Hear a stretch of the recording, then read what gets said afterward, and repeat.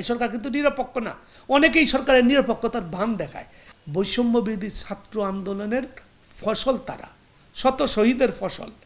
ফলে তাদের একটা মেয়াদকাল নির্দিষ্ট হবে। সুপ্রিম কোর্টের এখন যারা বিচারক আছেন তারা অত্যন্ত বিজ্ঞ। তারা এমন একটা সমাধান দিবেন যেন বাংলাদেশের আগামী দিনগুলোতে আমাদের নির্বাচন নিয়ে হানাহানি লড়াই করতে না হয় এবং আমাদের যেন সংকট না হয়, আমরা যেন একটা চিরস্থায়ী বন্দোবস্তের মধ্যে আসি। আমাদের একটা রাজনৈতিক বন্দোবস্ত দরকার। এই সরকার এই রাজনৈতিক বন্দোবস্ত করার চিন্তা করছে। এরা বিভিন্ন জায়গায় সংস্কারের চিন্তা করতেছে। এই বর্তমান সরকার কিন্তু তত্ত্বাবধায়ক বা নির্দলীয় তত্ত্বাবধায়ক সরকার না। এরা হচ্ছে ফ্যাসিবাদের বিরুদ্ধে একটা গণ-অভ্যুত্থানের সরকার। তারা যদি নির্দলীয় ভাবে তাহলে তারা ভুল করবে, শহীদের সঙ্গে অন্যায় করবে। কারণ এই সরকারটা বসেছে হচ্ছে ফ্যাসিবাদকে উৎখাত করার জন্য। বাংলাদেশে যেন আর নতুন কোনো ফ্যাসিবাদ জন্ম না নেয়, দুইটি কাজ করার জন্য। একটা হলো এই ফ্যাসিবাদকে সমূলে উৎঘাটন করতে হবে এবং ওটা দেখে যেন আর কোনো ফ্যাসিবাদের জন্ম না হয়।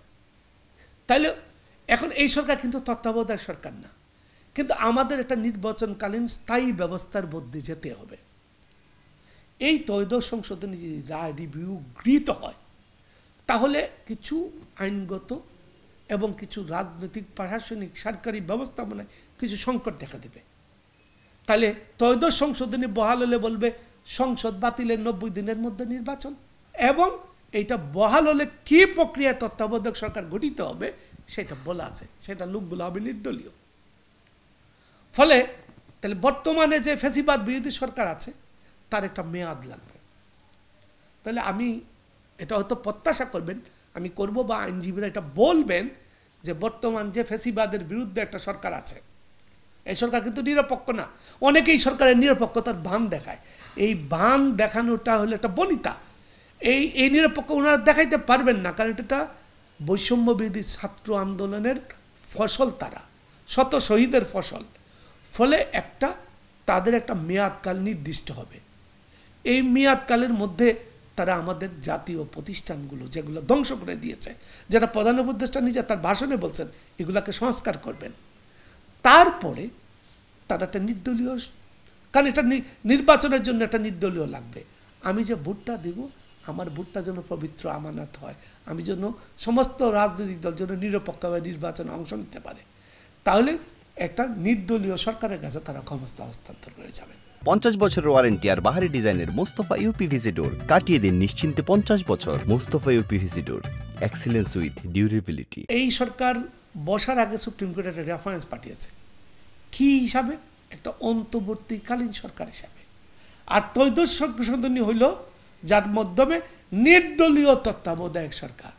দুটি কিন্তু দুই রকম, ওরা কিন্তু নির্দলীয় না। তাহলে আমাদের নির্বাচন কিন্তু নির্দলীয় জন্য করতে হবে। ফলে এই রায়টা, এই রিভিউ পিটিশনটা অত্যন্ত গুরুত্বপূর্ণ। আমি মনে করি এটা দীর্ঘদিন আলোচনা হবে, অনেক বিজ্ঞ আইনজীবীরা এখানে কথা বলবেন এবং সুপ্রিম কোর্টের এখন যারা বিচারক আছেন তারা অত্যন্ত বিজ্ঞ। তারা এমন একটা সমাধান দিবেন যেন বাংলাদেশের আগামী দিনগুলোতে আমাদের নির্বাচন নিয়ে হানাহানি লড়াই করতে না হয় এবং আমাদের যেন সংকট না হয়, আমরা যেন একটা চিরস্থায়ী বন্দোবস্তের মধ্যে আসি। এই চিরস্থায়ী বন্দোবস্ত মানে কি?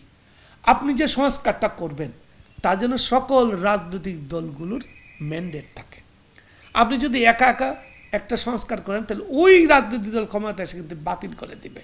ফলে কিছু কিছু জিনিস আপনি শুধু করবেন না, তার একটা রাজনৈতিক বন্দোবস্তের মধ্যে করবেন।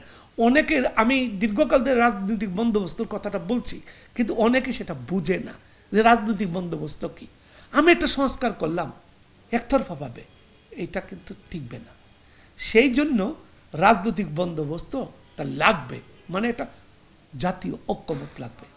হ্যাঁ, এই ঐক্যমতের মাধ্যমে আমরা আমাদের যেসব প্রতিষ্ঠানগুলো সংস্কার হয়েছে এবং নির্বাচনী ব্যবস্থা সংস্কার, ত্রয়োদশ সংশোধনী বলেন বা এর আলোকে যে আমাদের যে নির্বাচনকালীন যে নিরপেক্ষ সরকার, তার একটা কাঠামো দাঁড়াবে।